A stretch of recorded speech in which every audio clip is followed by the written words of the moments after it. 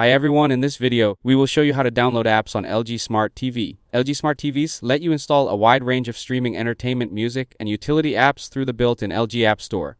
Before you begin, make sure your TV is connected to the internet and signed in to your LG account for the best experience.